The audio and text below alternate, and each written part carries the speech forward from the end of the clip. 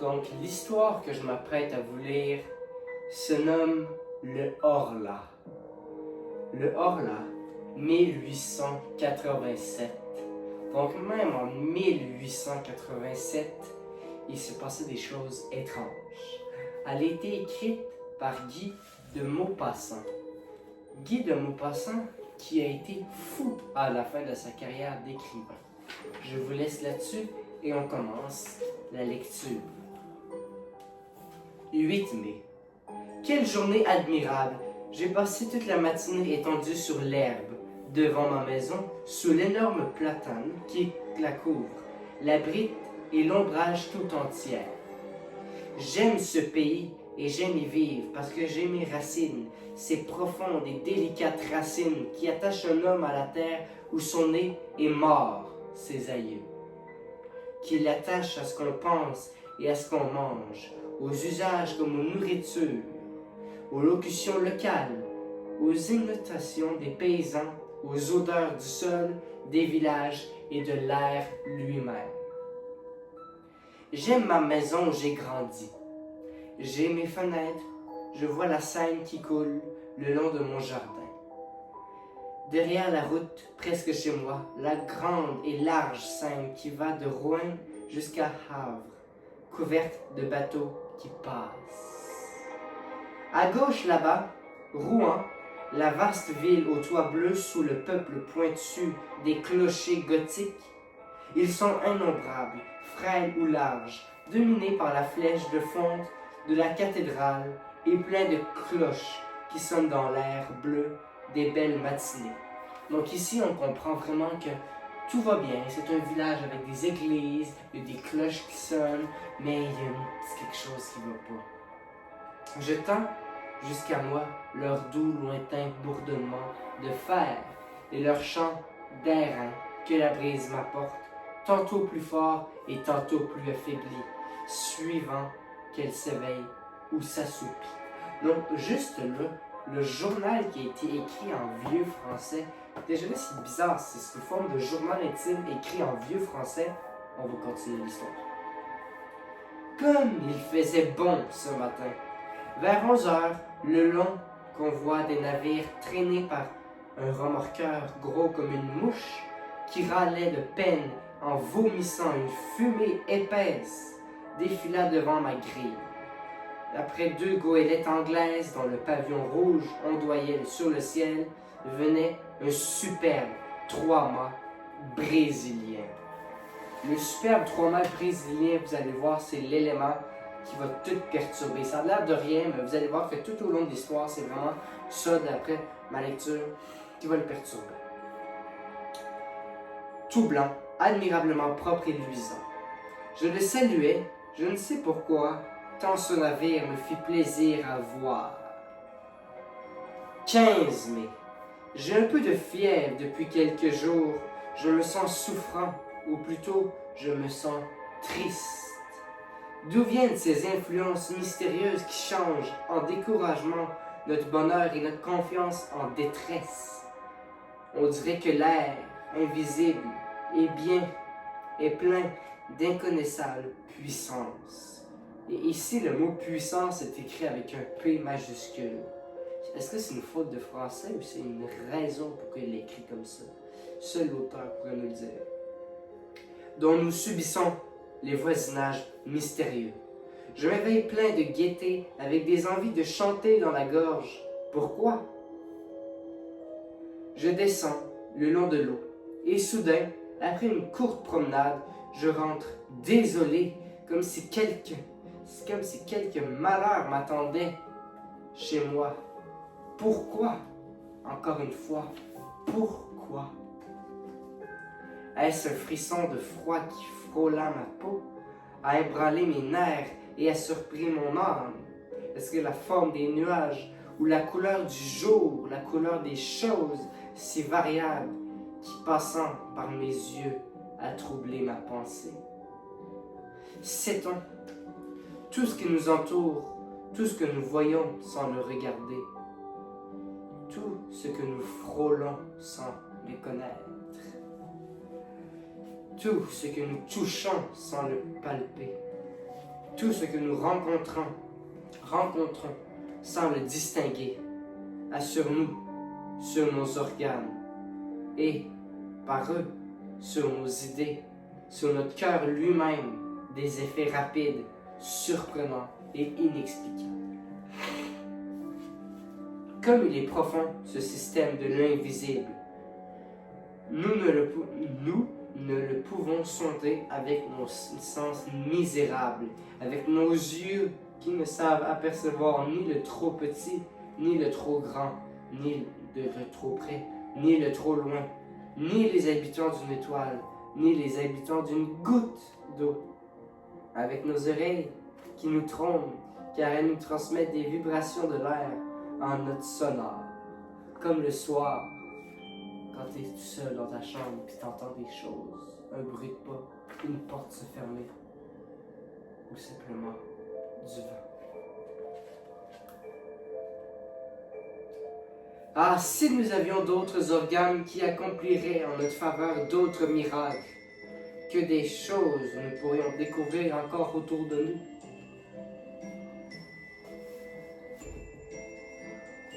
Décidément, je ne portais si bien le mois dernier. J'ai la fièvre, une fièvre atroce, ou plutôt un énervement fiévreux qui rend mon âme aussi souffrante que mon corps. J'ai sans cesse cette sensation affreuse d'un danger menaçant, cette appréhension d'un malheur ou de la mort qui approche, ce pressentiment qui est sans doute l'atteinte d'un mal encore inconnu, germant dans le sang et dans la chair. 18 mai. Je viens d'aller consulter un médecin car je ne pouvais plus dormir. Il m'a trouvé le pouls rapide, l'œil dilaté, les nerfs vibrants, mais sans aucun symptôme alarmant. Je dois me soumettre aux douches et boire du bromure de potassium. 25 mai.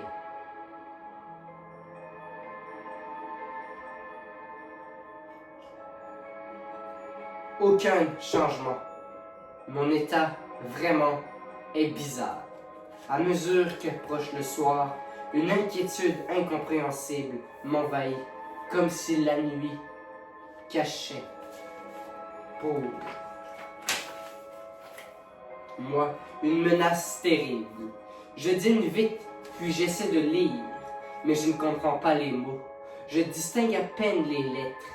Je marche alors dans mon salon, le long en large, sous l'oppression d'une crainte confuse et irrésistible, la crainte du sommeil et la crainte du lit. Donc on voit l'état mental du personnage principal se dégrader petit à petit. Plus qu'on s'enfonce dans l'histoire, pire que c'est. Mais ce qui est épeurant avec cette espèce de document-là, c'est que c'est tout écrit au jeu. C'est ça qui m'a fait un petit peu paniqué, on va dire. Vers 10 heures, je monte dans ma chambre. À peine entré, je donne 2 tours de clé et je pousse les verrous. J'ai peur. De quoi? Je ne redoutais rien jusqu'ici. J'ouvre mes armoires. Je regarde sous mon lit. J'écoute. J'écoute. Quoi? Est-ce étrange qu'un simple malaise, un trouble de la circulation peut-être, l'irritation d'un filet nerveux, un peu de congestion, une toute petite perturbation dans le fonctionnement si imparfait et si délicat de notre machine vivante puisse faire un mélancolique du plus joyeux des hommes et un poltron du plus brave. Puis, je me couche et j'attends le sommeil comme on attendait le bourreau. Je l'attends avec l'épouvante de sa venue, et mon cœur bat, et mes jambes frémissent, et tout mon corps tressaille de la chaleur des draps jusqu'au moment où je tombe tout à coup dans le repos. Comme si on tomberait pour se noyer dans un gouffre d'eau stagnante. Donc on voit vraiment que lui a peur du soir. Il y a quelque chose qui le fait peur, mais on ne sait pas quoi encore.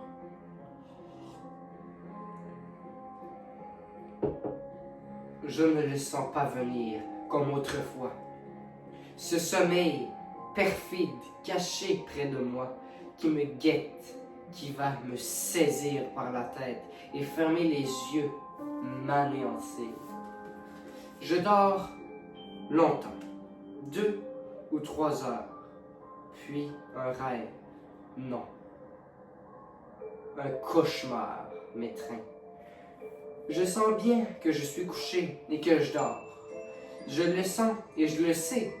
Et j'en sens et je sens aussi que quelqu'un s'approche de moi, me regarde, me palpe, monte sur mon lit, s'agenouille sur ma poitrine, me prend le cou entre ses mains et serre de toutes ses forces pour m'étrangler.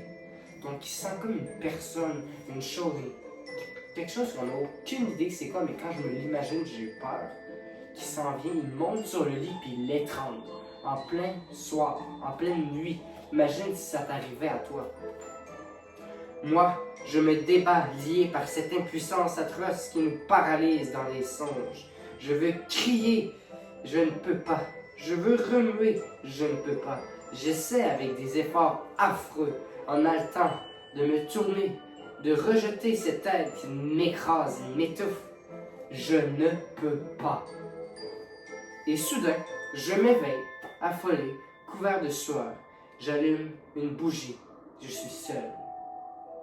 Après cette crise qui se renouvelle toutes les nuits, je dors enfin avec calme jusqu'à l'aurore. Donc on sent ici qu'il y a un petit retour au calme tout d'un coup. On va voir la suite. 2 juin.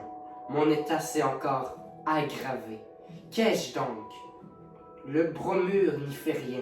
Les douches n'y font rien. Tantôt, pour fatiguer mon corps si las. Pourtant, j'allais faire un tour dans la forêt de Roumar. Je crus d'abord que l'air frais, léger et doux, plein d'odeurs d'herbe et de feuilles, me versait aux veines un sang nouveau, au cœur, une énergie nouvelle.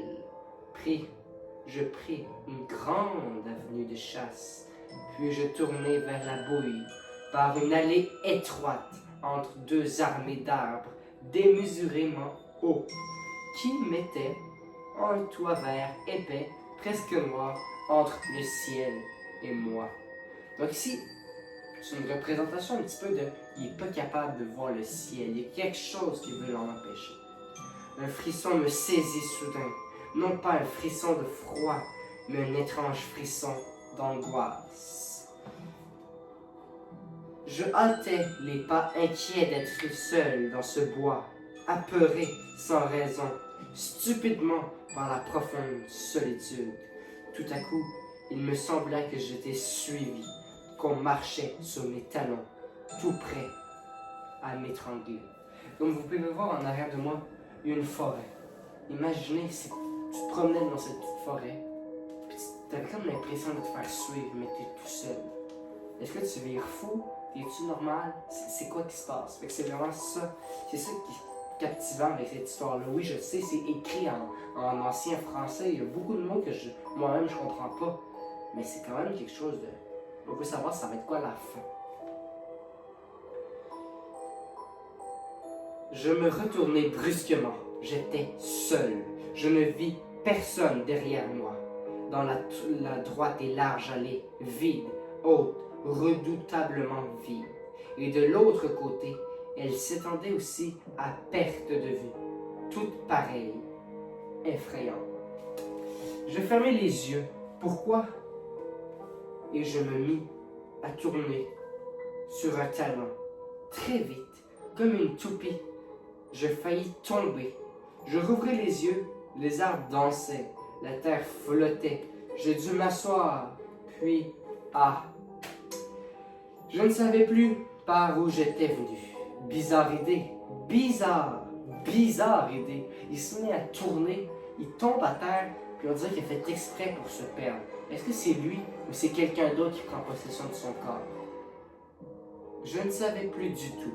Je partis par l'autre côté, qui se trouvait à ma droite, et je revins dans l'avenue qui m'avait amené au milieu de la forêt. 3 juin. La nuit a été horrible. Je vais m'absenter pendant quelques semaines. Un petit voyage, sans doute, me remettra. Donc, il semble qu'il essaie de s'enfuir de la maison. Il veut trouver toutes les solutions possibles pour contourner le problème. Je rentre. Je suis guéri. J'ai fait d'ailleurs une excursion charmante. J'ai visité le mont Saint-Michel que je ne connaissais pas. Quelle vision quand on arrive comme toi, comme moi, à Avranches, vers la fin du jour. La ville est sur une colline et on me conduit dans le jardin public, au bout de la cité. Je poussai un cri d'étonnement. Une baie démesurée s'étendait devant moi, à perte de vue, entre deux côtés écartés, se perdant au loin dans les brumes. Et au milieu de cette immense baie jaune, sous un ciel d'or et de clarté, s'élevait, sombre et pointu, un mont étrange au milieu des sables. Le soleil venait de disparaître, et sur l'horizon, encore flamboyant, se dessinait le profil de ce fantastique rocher qui porte son sommet, un fantastique monument. Donc on comprend qu'ici, il nous décrit à quel point il a fait un beau voyage, et je peux le comprendre. Il pense qu'il est guéri, mais il ne sait pas tout ce qui s'en vient par la suite. Dès l'aurore, j'allais vers lui. La mer était basse comme la veille du soir, et je regardais se dresser devant moi à mesure que j'approchais d'elle la surprenante abbaye. Après plusieurs heures de marche, j'atteignis l'énorme bloc de pierre qui porte la petite cité dominée par la grande église. Ayant gravi la rue étroite et rapide, j'entrai dans la plus admirable demeure gothique construite pour Dieu sur la terre. Vaste comme une ville, pleine de salles basses écrasées sous des voûtes et de la haute galerie que soutiennent de frêles colonnes. J'ai rien compris de cette phrase-là, mais bon. J'entrai dans ce gigantesque bijou de granit, aussi léger qu'une dentelle couverte de tours de sveltes clochetons, où montent des escaliers tordus et qui lancent dans le ciel bleu des jours, dans le ciel noir des nuits, leurs têtes bizarres hérissées de leurs chimères de diable, de bêtes fantastiques, de leurs monstrueuses et reliées l'un à l'autre par des fines arches ouvragées. Quand je fus sur le sommet, je dis au moine qui m'accompagnait: « Mon père, comme vous devez être bien ici. » Il répondit: « Il y a beaucoup de vent, monsieur. » Et nous nous mîmes à causer en regardant monter la mer qui courait sur le sable et le couvrait d'une cuirasse d'acier. Et le moine me conta des histoires, de toutes les vieilles histoires de ce lieu, des légendes, toujours des légendes. Une d'elles me frappa beaucoup. Les gens du pays, ceux du mont, prétendaient qu'on entend parler de la nuit, les sables, puis qu'on entend bêler 2 chèvres, avec l'une une voix forte et l'autre une voix faible. Les incrédules affirment que ce sont des cris des oiseaux de mer qui ressemblent tantôt à des bêlements et tantôt à des plaintes humaines. Donc on entend des cris humains, des chèvres, et on entend le sable. C'est bizarre comme histoire. Les pêcheurs attardés jurent avoir rencontré, rôdant sur les dunes entre 2 marées, autour de la petite ville jetée ainsi loin du monde, un vieux berger dont on ne voit jamais la tête couverte de son manteau, et qui conduit en marchant devant eux un bouc à figure d'homme et une chèvre à figure de femme, tous deux avec de longs cheveux blancs et parlant sans cesse, ce qu'elle rend dans une langue inconnue, puis cessant soudain de crier pour bêler de toute leur force. Je dis soudain au moine: « Y croyez-vous? » Il murmura: « Je n'en sais point. » Je repris: « S'il existait sur la terre d'autres êtres que nous, Comment ne les connaîtrions pas? Point longtemps. Comment ne les auriez-vous pas vus, vous? Comment ne les aurais-je pas vus, moi? Il répondit, est-ce que nous voyons la 100 millième partie de ce qui existe? Tenez, voici le vent, qui est la plus grande force de la nature, qui renverse les hommes, abat les édifices, déracine les arbres, soulève la mer en montagne d'eau, détruit la falaise et jette au brisant les grands navires. Le vent qui tue, qui siffle, qui gémit, qui mugit. L'avez-vous vu et pouvez-vous le voir? Il existe pourtant, comme un fantôme. Est-ce qu'on peut voir un fantôme? Est-ce qu'on peut entendre un fantôme? Non. Mais est-ce que ça existe? On ne le sait pas. Il y a des gens qui disent que oui, il y a des gens qui disent que non. Dites-moi dans en commentaire, c'est vous croyez aux fantômes.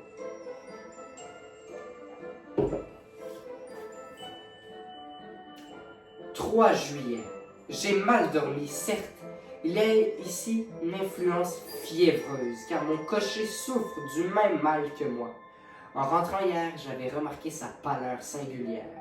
Je lui demandai, « Qu'est-ce que vous avez, Jean? » J'ai que je ne peux plus me reposer, monsieur. Ce sont mes nuits qui mangent mes jours.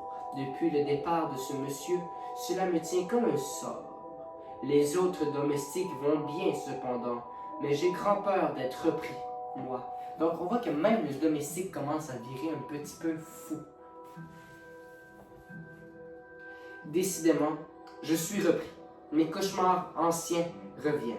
Cette nuit, j'ai senti que quelqu'un accroupi sur moi et qui, sa bouche sur la mienne, buvait ma vie entre mes lèvres. Oui, la puissance, il puisait dans ma gorge comme on aurait fait une sangsue. Puis il s'est levé, repu, et moi, je me suis réveillé, tellement meurtri, brisé, anéanti, que je ne pouvais plus remuer. Si cela continue encore quelques jours, je repartirai certainement. Donc il est en train de nous dire que la même personne, chose, est rembarquée sur son lit. Et là, il commençait à prendre et voler son âme. Et il se réveillait en sursaut à chaque fois. C'est tellement étrange. 5 juillet. Ai-je perdu la raison? C'est là qu'il commence à se poser la question. Je me l'avais posé un petit peu plus tôt. Ce qui s'est passé, ce que j'ai vu la nuit dernière, est tellement étrange que ma tête s'égare quand j'y songe. Comme je le fais maintenant, chaque soir, j'avais fermé ma porte à clé. Puis, ayant soif, je bus un demi-verre d'eau et je remarquai par hasard que ma carafe était pleine jusqu'au bouchon de cristal. Page suivante. Du petit journal intime. Je me couchai ensuite et je tombai dans un de mes sommeils épouvantables, dont je fus tiré au bout de 2 heures environ, par une secousse plus affreuse encore. Donc il est en train de nous dire qu'il a bu de l'eau, il s'est réveillé par une grosse secousse, quelque chose le frappé. Donc non seulement l'esprit devient violent, mais il veut voler son âme et peut-être même le tuer. Figurez-vous, un homme qui dort, qu'on assassine et qui se réveille avec un couteau dans le poumon et qui râle, couvert de sang et qui ne peut plus respirer et qui va mourir et qui ne comprend pas. Voilà. C'est tellement bizarre ce passage, c'est vraiment toutes des choses comme ça, un peu bizarres en forme de journal intime. Je sais pas c'est qui, je sais pas si c'est lui-même qui l'a écrit, mais c'est assez étrange. Ayant enfin reconquis ma maison, j'eus soif de nouveau. J'allumai une bougie et j'allai vers la table où était posée ma carafe. Je la soulevai en la penchant sur mon verre. Rien ne coula.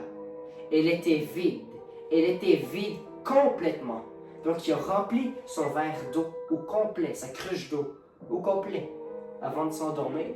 Quand il se réveille, il veut aller boire de l'eau, il se met à verser ça, il n'y a rien qui sort, absolument rien. C'est qui a pris cette eau-là? Je n'y comprends rien. Puis tout à coup, je ressentis une émotion si terrible que je dus m'asseoir, ou plutôt que je tombai sur une chaise.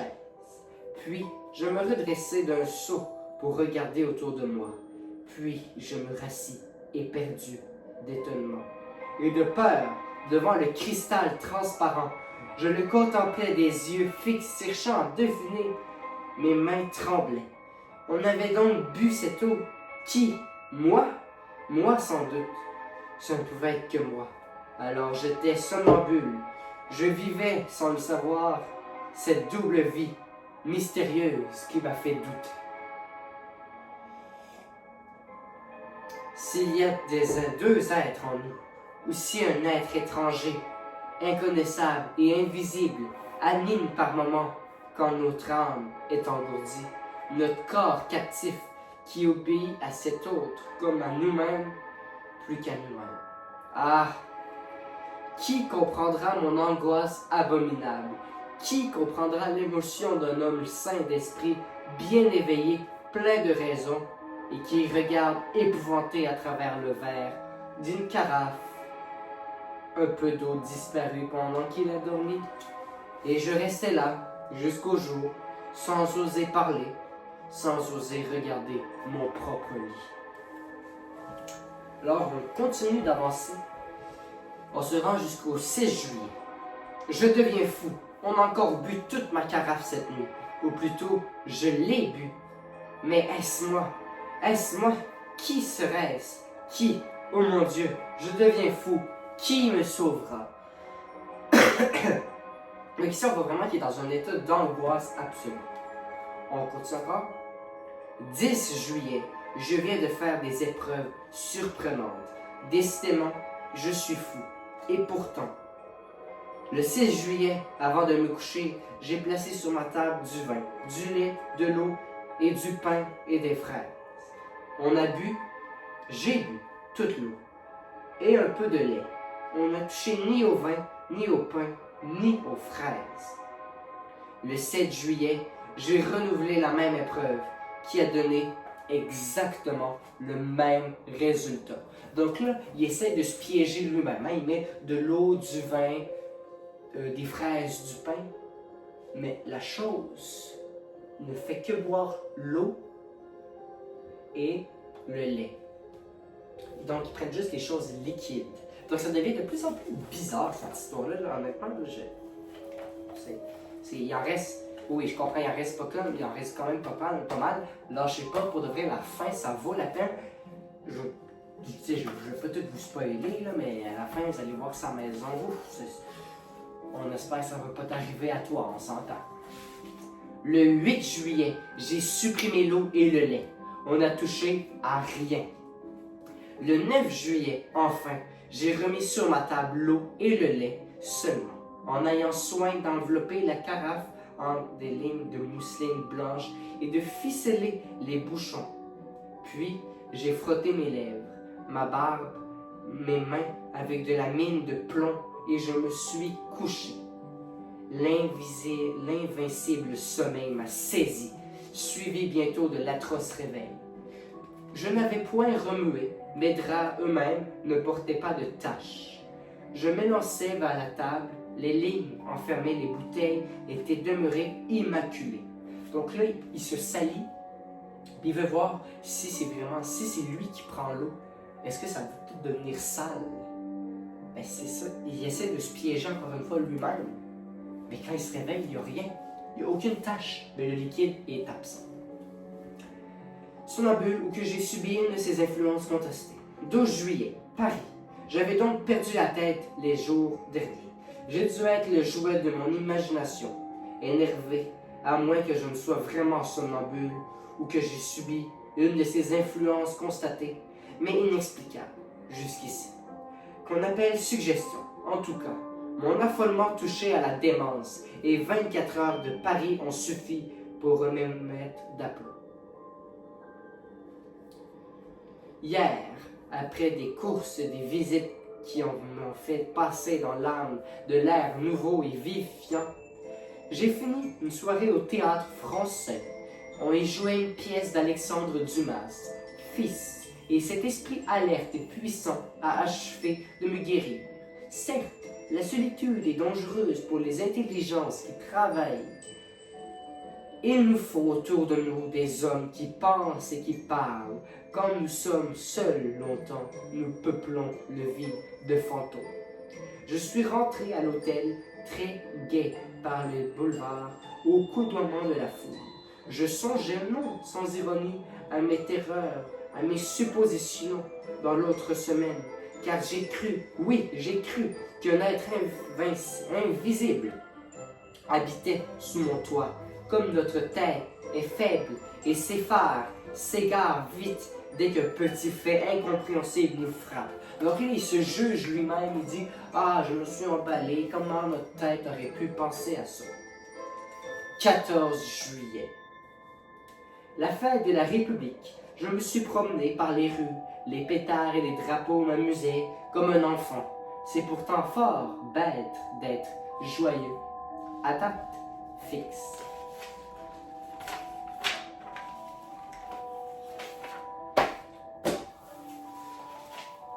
Par décret du gouvernement, le peuple est un troupeau d'imbéciles, tantôt stupidement patient et tantôt férocement révolté. On lui dit « amuse-toi », il s'amuse. On lui dit « va te battre avec le voisin », il va se battre. On lui dit « vote pour l'empereur », il vote pour l'empereur. Puis on lui dit « vote pour la République » et il vote pour la République. Ceux qui le dirigent sont aussi sots, mais au lieu d'obéir à des hommes, ils obéissent à des principes par lesquels ils ne peuvent qu'être niais, stériles et faux, par cela même qu'ils sont des principes, c'est-à-dire des idées réputées, certaines immanuables. J'ai pas compris. Puisque le bruit est une illusion. Donc il finit sa journée avec « puisque le bruit est une illusion ». C'est étrange. Le 16 juillet, j'ai vu hier des choses qui m'ont beaucoup troublé. Je dînais chez ma cousine, Madame Sablé, dont le mari commande le 76e chasseur à Limoges. Je me trouvais avec elle, deux jeunes femmes dont l'une a épousé un médecin. Le docteur Parent, qui s'occupe beaucoup des maladies nerveuses et des manifestations extraordinaires auxquelles donnent lieu en ce moment les expériences sur l'hypnotisme et la suggestion. Il nous raconta longtemps les résultats prodigieux obtenus par des savants anglais et par les médecins de l'école de Nancy. Les faits qu'il avança me parurent tellement bizarres que je me déclarerais tout à fait incrédule. Nous sommes, affirma-t-il, sur le point de découvrir un des plus importants secrets de la nature. Je veux dire, de ces plus autrement d'importants là-bas dans les étoiles. J'ai pas compris ce passage-là. Depuis que l'homme pense, depuis qu'il sait dire et écrire sa pensée, il se sent frôlé par un mystère impénétrable pour ses sens grossiers et imparfaits. Il tâche de suppléer par l'effort de son intelligence à l'impuissance de ses organes. Quand cette intelligence demeurerait encore à l'état rudimentaire, cette hantise des phénomènes invisibles a pris des formes banalement effrayantes. J'avais la voix de ChatGPT et ça ne veut plus. C'est énormément de lecture que je dois faire, je le sais. Je suis désolé, mais c'est vraiment ça qu'il faut le faire. Il faut le faire. Inquiétez-vous pas, c'est bientôt. Il nous reste ça à peu près. L'histoire va être tellement. Alors, religion qu'elles viennent, sont bien les inventions les plus médiocres, les plus stupides, les plus inacceptables de sortir du cerveau apeuré des créatures. Rien de plus vrai que cette parole Voltaire.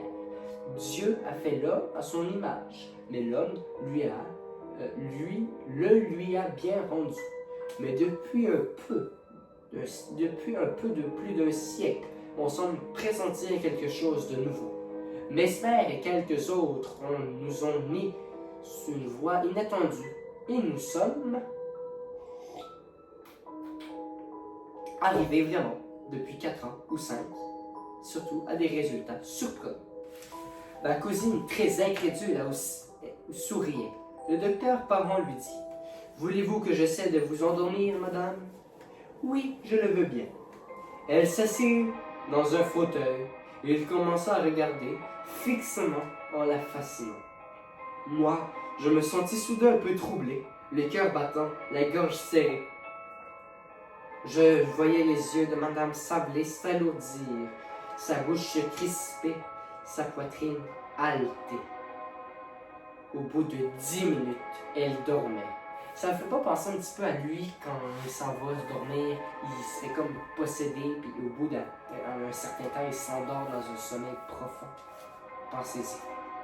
Mettez-vous derrière elle, dit le médecin. Et je m'assis derrière elle. Il lui plaça entre les mains une carte de visite en lui disant « Ceci est un miroir. Que voyez-vous dedans ?» Elle répondit « Je vois mon cousin. Que fait-il? Il se tord la moustache. Et maintenant, il tire de sa poche une photographie. Quelle est cette photographie? La sienne. » C'était vrai. Et cette photographie venait de m'être livrée le soir même à l'hôtel. Comment est-il sur ce portrait? Il se tient debout avec son chapeau à la main. Donc, elle voyait dans cette carte, dans ce carton blanc, comme elle l'eût vu dans une glace. Les jeunes femmes, épouvantées, disaient « Assez, assez !» Donc, lui, il fait recours à l'hypnose. On le voit vraiment dans une situation qui est désespérée. Il en peut juste plus. Mais il tente toutes les solutions possibles parce que selon lui, c'est vraiment tout ce qu'il y a de meilleur à faire. Ça sera pas long, j'ai juste vérifié peut-être quelque chose.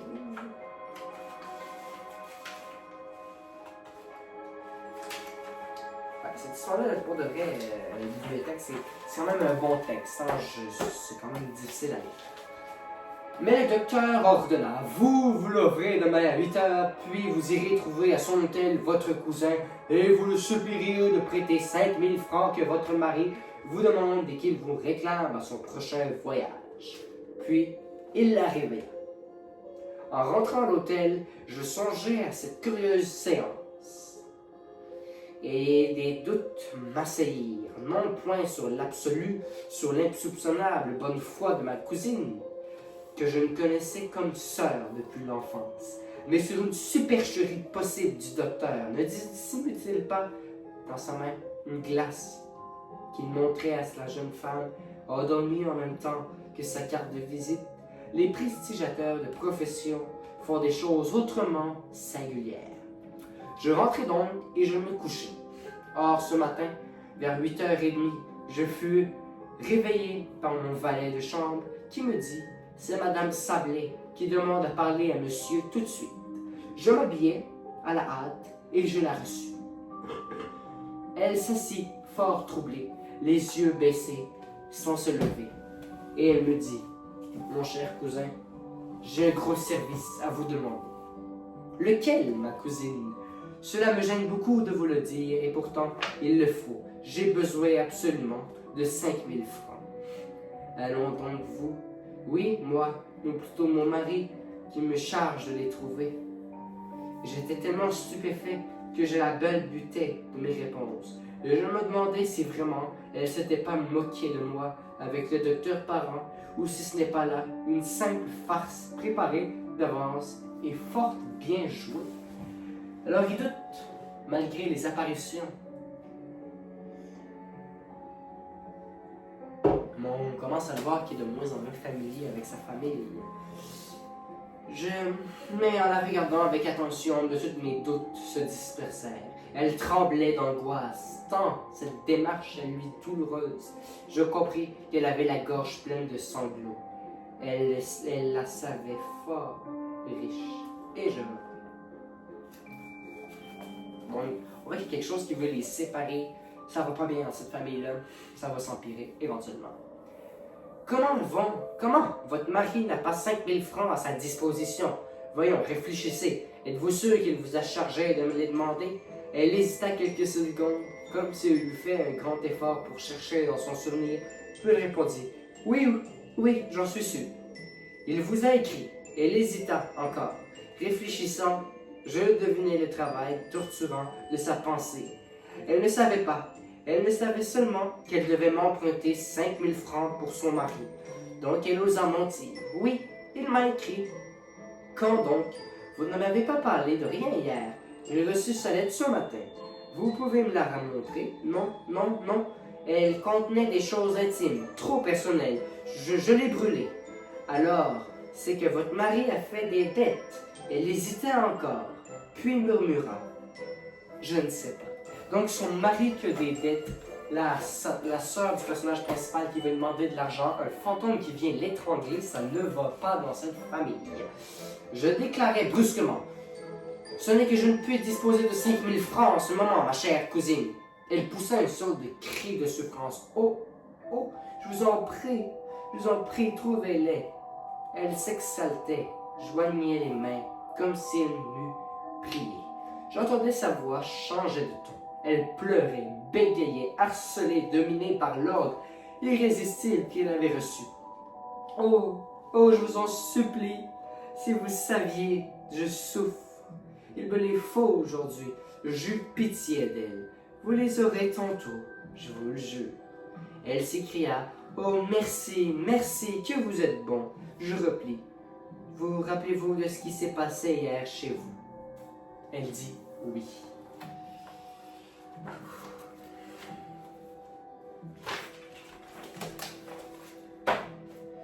Vous rappelez-vous du docteur parent vous en donner? Oui. Eh bien, vous ordonnez de venir m'emprunter maintenant 5000 francs. Et vous obéissez en ce moment à cette suggestion. Elle réfléchit quelques secondes et répondit. Puisque c'est mon mari qui les demande. Pendant 1 heure, j'essaie de la convaincre, mais je n'y pus parvenir. Quand elle fut partie, j'ai couru chez le docteur. Il allait sortir et il m'écouta en souriant. Puis il dit, croyez-vous maintenant? Oui, mais il le faut bien. Allons chez votre parente. Elle sommeillait déjà sur une chaise longue, accablée de fatigue. Le médecin lui prit le pouls, la regarda, puis quelque temps, une main levée vers ses yeux qu'elle ferma peu à peu sous l'effort insoutenable de cette puissance magnétique. Quand elle fut endormie, « Votre mari n'a pas besoin de 5000 francs. Vous allez donc oublier que je vous ai prié pour votre cousin, tous les prêter. Et s'il vous parle de cela, vous ne comprendrez pas. » Puis il la réveilla. Je la tirai de ma poche un portefeuille. Voici, ma chère cousine, ce que vous m'avez demandé ce matin.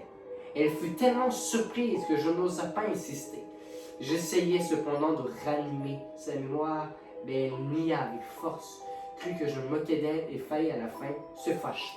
Donc il est allé voir le docteur, l'hypnose, tout ça, pour lui faire oublier qu'elle avait besoin de 5000 francs. Donc, pourquoi il a fait ça, j'ai pas trop compris. Si jamais des gens qui ont compris pourquoi, dites-le en commentaire. Voilà, je viens de rentrer. Je n'ai pu déjeuner tant cette expérience m'a bouleversé. 19 juillet. Beaucoup de personnes à qui j'ai rencontré cette aventure se sont moquées de moi. Je ne sais plus passer. Le sage dit peut-être. 21 juillet. J'ai été dîner à Bougival, puis j'ai passé la soirée au bal des canotiers. Décidément, tout dépend des lieux, des milieux. Croire au surnaturel dans l'île de la Grenouillère serait comble de la folie. Mais au sommet du mont Saint-Michel, mais dans les Indes, nous subissons effroyablement l'influence de ce qui nous entoure. Je rentrerai chez moi la semaine prochaine. Donc, on comprend qu'il est encore parti en vacances. On comprend que pour de vrai, ça ne va juste pas. Je suis revenu dans ma maison depuis hier. Tout va bien, rien de nouveau. Il fait un temps superbe. Je passe mes journées à regarder couler la Seine. Querelle parmi mes domestiques, ils prétendent qu'on casse les verres. La nuit, dans mes armoires, les valets de chambre accusent la cuisinière qui accuse la lingère, qui accuse les deux autres. Quel est le coupable? Bien fin, qui le dirait? Donc ici, il y a des verres qui se cassent, des armoires qui s'ouvrent, on accuse telle personne. La situation commence à s'aggraver, l'esprit a quasiment obtenu ce qu'il voulait, c'est de diviser les personnes.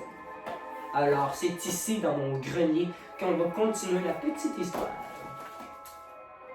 Cette fois, je ne suis pas fou. Je l'ai vu. J'ai vu. Je ne peux plus douter. J'ai vu. J'ai encore froid jusque dans mes ongles. J'ai encore peur jusque dans les moelles. J'ai vu. Je me promenais à 2 heures en plein soleil dans mon parterre de rosiers, dans l'allée des rosiers d'automne qui commencent à fleurir. Comme je m'arrêtais à regarder un géant de bataille qui portait 3 fleurs magnifiques, je vis distinctement, tout près de moi, la tige d'une de ces roses se plier, comme une main invisible, le tordu, puis se casser, comme si une main les cueillit. Donc une fleur qui s'est cueillie par elle-même, comme ça. Il n'y a pas de problème, hein? C'est comme ça. Puis la fleur s'éleva, suivant une courbe décrite, un bras en la portant vers une bouche, et elle resta suspendue dans l'air transparent, toute seule, immobile. Effrayante tache rouge à 3 pas de mes yeux. Éperdu, je me jetai sur elle pour la saisir. Je ne trouverai rien. Elle avait disparu. Alors je fus pris d'une colère furieuse contre moi-même, car il n'était pas permis à un homme raisonnable et sérieux d'avoir des pareilles hallucinations. Mais était-ce bien une hallucination? Je me retournerai pour chercher la tige. Et je la retrouvai immédiatement sur l'arbuste. Donc il voit qu'il y a une rose qui se cueille par elle-même, mais elle retourne sur l'arbuste. Il n'y a rien là.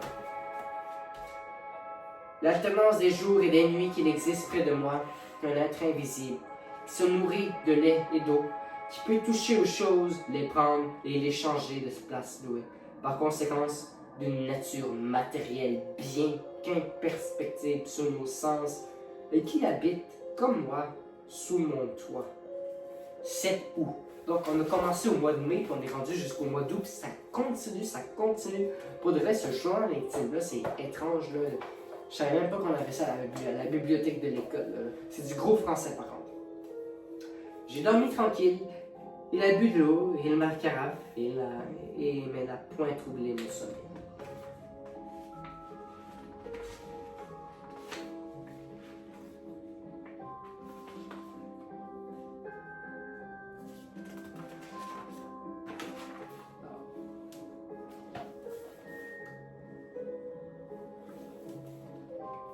Pour l'instant, je pense que je suis mélangé dans les... mon sommeil, 130, voilà. Je me demandais si je suis fou en me promenant. Tantôt, au grand soleil, le long de la rivière, des doutes me sont venus sur ma raison. Non point des doutes vagues, comme j'en avais jusqu'ici, mais des doutes précis, absolus. J'ai vu des fous, j'en ai connu, qui restaient intelligents, lucides, clairvoyants même, sur toutes les choses de ma vie, sauf sur un point. Ils parlaient de tout avec clarté, avec souplesse, avec profondeur. Et soudain, leurs pensées touchant l'écueil de la folie s'y déchiraient en pièces, s'éparpillaient et sombraient dans cet océan effrayant et furieux, plein de vagues, de brouillard, de bourrasques qu'on nomme la démence. Donc,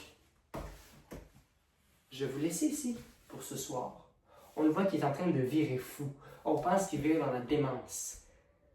Tout ce que je sais, c'est que vers la fin, sa maison va s'affoler. Il y a des verres qui tombent. Il y a des personnes qui se crient dessus. Il essaie de s'enfuir, mais il ne peut pas. Il y a sa sœur qui lui doit 5 000 $. Qu'est-ce qui va lui arriver? Eh bien, visionne la partie 2 pour pouvoir en savoir plus. Abonne-toi. Merci d'avoir visionné ma vidéo. Je comprends que c'est énormément, beaucoup de gros français. C'est lourd. Ça peut être long parfois. Ça m'a été donné en devoir aussi. Fait que c'est une raison pourquoi je vous lis ça. Et je fais un 2 pour 1. N'hésitez pas à regarder mes autres vidéos aussi pour le mois de octobre. Merci et abonne-toi. Et aussi, n'oubliez pas de regarder la partie 2. Ça fait combien de fois que je le dis, mais pas de vrai, abonne-toi, ça me fait plaisir. Like la vidéo et à plus.